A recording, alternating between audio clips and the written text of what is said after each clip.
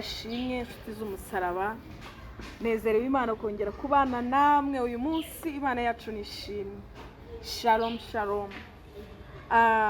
Dushimiye Imana itwongereye iminsi yo kubaho.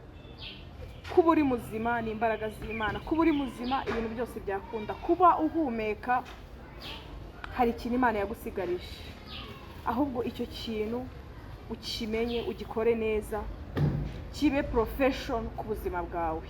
Nicyo nakwifuriza nanjye nifuriza. Uyu munsi nahawe ijambo ry'Imana ryo kubabwira ngo duhamye mu gihe gikwiriye n'ikidakwiriye. Imana yacu nishimwe. Mwino minsi guhamya izina ry'Imana biragoye. Mwino minsi ibigeragezo n'intambara turi gucamo nibishaka ko tudakomeza guhamya Imana, ariko nje kongera kubabwira ngo nutsindwe, nureke guhamya Imana, ukomeze uhamye Imana wamenye, ukomeze uhamye kugira neza kw'Imana. Yobu muri 27 igice cya 27 umurongo wa 6 yaravuze ngo gukiranuka kwanjye ndagukomeje, ntabwo nzakurekura. Haleluya. Yari yahamije, aravuga ngo kugeza ubwo nzapfa sinzikuraho kuba inyangamugayo. Imana yacu nishimwe. Shimiye Imana yabashishije Yobu kugira ngo yature amagambo mu gihe yari mu bihe bikomeye. Hari irindi jambo ryindi nahawe turi busome mu byakozwe n'intumwa ibice 4, igihe Petero na Yohana bahamyaga, kandi bahamya mu gihe bikomeye, bahamya mu gihe bari muri gereza, bahamya mu gihe bafunzwe, kandi baziraga ukuri kw'ijambo ry'Imana, kandi baziraga guhamya izina ry'Imana, baziraga yuko bazuye bakijije ikirema cyari cyararimaye. Imana yacu nihimbaza. Ndakunda Yobu cyane. Yobu yarageragejwe ariko akomeza kuvuga ngo sinzikuraho kuba inyangamugayo, nzagera no mu rupfu. Imana yacu tugire neza. Mu bintu uri gucamo ndakubwiza ukuri, hazabaho isuzuma ryo kugira ngo Imana irebe neza yuko uyifite kuyihamya mu mutima wawe. Ubundi igitera ubwoba Satani si amasengesho. Abantu benshi turi gusenga, ariko igitera ubwoba Satani ni uguhamya imbaraga z'Imana ku buzima bwawe, ni uguhamya uwo uriwe ku buzima bwawe. Mureke dusome mu byakozwe n'intumwa turebe inkuru ya Petero na Yohana. Iyi nkuru ndayikunda cyane. Ni igihe Petero na Yohana bahuye n'ikirema cyari kimaze igihe kinini gisabiriza, ariko Petero na Yohana babwira ikirema ngo ifeza n'izahabu nabyo dufite, ngo ariko ikiri muri twebwe ngo turakiguha mu izina rya Yesu Kristo. Haleluya. Hari ibintu biri muri twebwe abana b'Imana, hari ibintu biri muri twebwe biruta ifeza n'izahabu. Impamvu Petero na Yohana babivuze, iki kirema cyari cyarahawe ibintu byinshi, cyari cyarahawe ubutunzi, cyari cyarahawe ubufasha buhagije, ariko ikirema ikintu cyari gikeneye ibirenze ibyo, kandi ibyo birenze ibyo ni Yesu bitanga. Imana ishimye ko abana b'Imana hari ibintu biri muri twebwe. Icyo gihe rero kubw'uwo murimo, kubw'uko gukora umurimo w'Imana, Petero na Yohana barageragejwe. Ntabwo bageragejwe bari mu byaha, bageragejwe ahubwo ari uko bakoze neza. Mureke dusome iyo nkuru y'uburyo bafunzwe n'uburyo bashatse yuko badakomeza guhamya Yesu Kristo. Basengera ikirema baravuze ngo haguruka mu izina rya Yesu Kristo w'i Nazareti. Ariko aba batambyi n'abanditsi icyo bakomeje kubabaza ngo n'imbaraga kininde. Bashakaga kugira ngo batavuga izina rya Yesu, kandi izina rya Yesu ryari riri muri bo. Imana ishimwe. Iyo izina rya Yesu riri muri wowe nta kindi uvuga. Iyo izina rya Yesu ryuzuye muri wowe, ubuhamya bwawe, ibyo uvuga, ibyo utanga biba biherekejwe n'izina rya Yesu Kristo, n'imbaraga za Yesu Kristo. Yesu nashimwe. Mureke dusome ibyakozwe n'intumwa. Twongera nanone twibuke ko ibyakozwe n'intumwa nanone uko twize ni ibyakozwe n'Umwuka Wera. Izi ntumwa iyo hataba Umwuka Wera ntabwo bari kubyibashisha. Izo ntumwa iyo hataba imbaraga za Mwuka Wera ntabwo bari kubasha gukora ibi bitangaza byose tubona mu byakozwe n'intumwa. Imana yacu tugirire neza. Mureke dusome ngo abatambyi bafata Petero na Yohana bakivugana n'abantu. Abatambyi bazana aho bari n'umutware w'urusengero. Umurumva abantu babafashe ni abatambyi, ni n'abatware b'urusengero.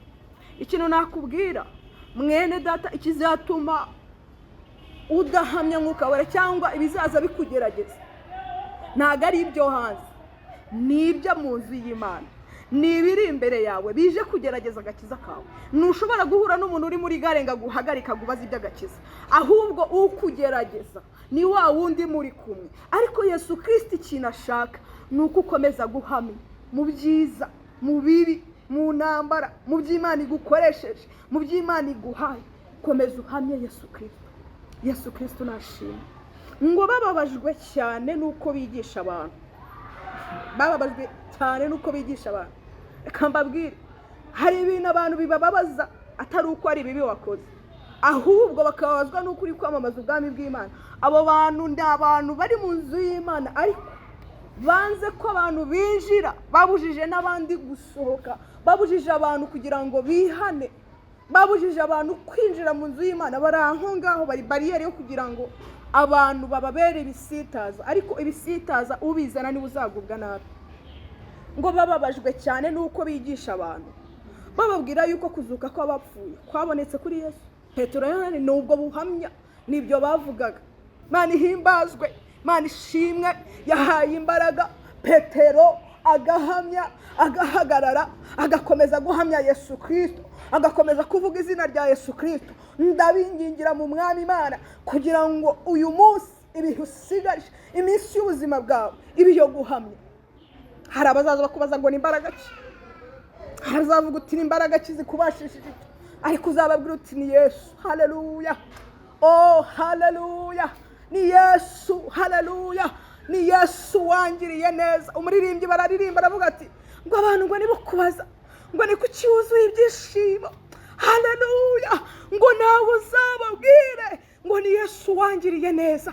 Haleluya, si kubw'imbaraga zawe, si kubw'amaboko yawe, ahubwo ni Yesu. Dushimiye Yesu ugira neza, dushimiye Yesu utanga imbaraga. Umuntu uri muri gereza, umuntu uvuye muri gereza akabasha gukomeza guhamya, nta kindi cyabimubashishije ni mwuka wera, nta kindi cyabimubashishije ni imbaraga z'Imana. Reka mbabwire, iyi si ikeneye abantu bayihamya, iyi si ikeneye abantu bahamya. Turi gusenga turi benshi, ariko Imana ikeneye abantu bayihagararira, bakavuga uti twabonye Imana ifite kuzura, ifite gukiza, ifite kubeshaho. Hari igihe abantu mwino minsi batari gutanga ubuhamya, ariko reka mbabwire, ubwo buhamya nibwo buzamamaza izina ry'Imana. Reka mbabwire akantu kandi nakunze, undi murongo nakunze. Babatambyi babuze ikintu bakora, babatambyi bari bakoze iperereza kuri Petero na Yohana. Ubushizi bw'amanga, ubushizi bw'ubwoba bwa Petero na Yohana bwatangaje abatambyi n'abanditsi. Nawe mwifurije kugira ngo ushire ubwoba uhamye Yesu Kristo, mwifurije kugira ngo ushire amanga uvuga gukora ku Imana, ushire amanga uvuga iby'Imana yagukoreye, nubyibagirwe, nurambirwe, nucogore kwamamaza izina ry'Imana. Dusome turakeri kuri bice 4 umurongo wa 13. Ngo babonye ubushizi bw'amanga. Haleluya, ngo babonye ubushizi bw'amanga ngo bwa Petero na Yohana, ngo kandi bamenya ko ari abaswa.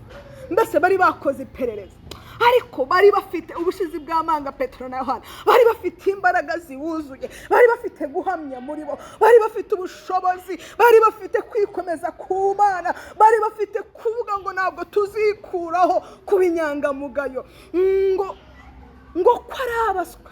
Bari bakoze iperereza ngo batigishijwe. Reka nkubwire, nubwo hari ibintu biri kukuvugwaho ku buzima bwawe, nubwo hari ibyabaye ku buzima bwawe, nubwo abantu bakubona nk'umuswa, ariko ndakwifuriza kugira ngo ukomeze uhamye Yesu. Ndakwifuriza kugira ngo mu bihuri muracamo basange warabanye na Yesu, ngo maze bibuka ko babanaga na Yesu. Imana ishimwe. Ndabifuriza kugira ngo mwiperereza abadayimoni ndetse n'abakozi ba Satani bari bukore basange warabanye na Yesu.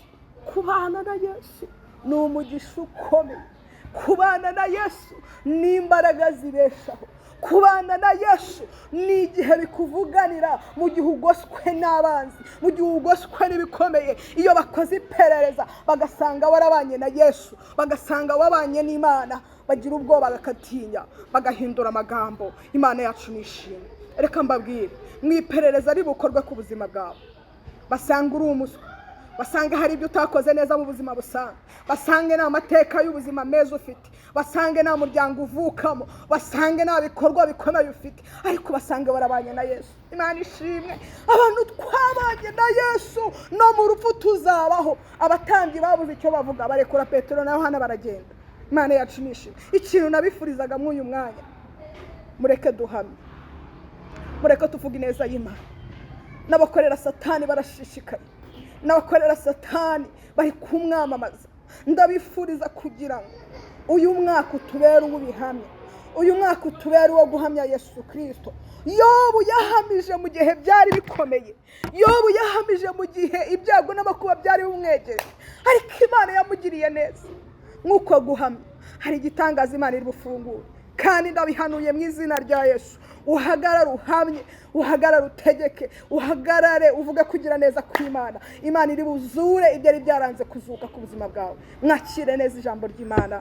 Ndabakunda, kandi Imana iduhe guhamya mu bihe byose by'ubuzima bwacu, kandi Imana iduha imbaraga zo gukomeza kuvuga urukundo rwayo n'ubushobozi buri muri Yesu Kristo. Amen, amen, amen.